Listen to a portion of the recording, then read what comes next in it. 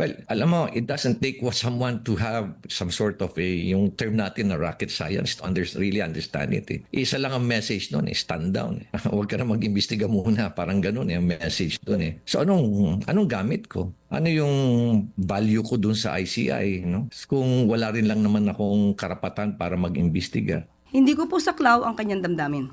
Siya po ang voluntaryong nag-resign, hindi naman po siya pinagre-resign. Kung iyon po ang kanyang naging desisyon, hindi ko rin po saklaw ang kanyang pagdidesisyon. Sinabi po niya na wala daw siyang karapatang mag-imbestiga. Unang-una po, iba po kasi ang pag-presume at iba naman po yung naging pronouncement ng ating Pangulo. He just presumed that he is an investigator. Nasaan nga po ba yung sinasabi nating papel na siya po ay nagtatalaga or tinalaga ng Pangulo na investigador? I heard na pati si Presidente was not aware. Yun ang sinasabi sa akin Nagulat din daw siya Kaya, ewan ko kung saan kumuha ng instruction nito si Yusek Castro.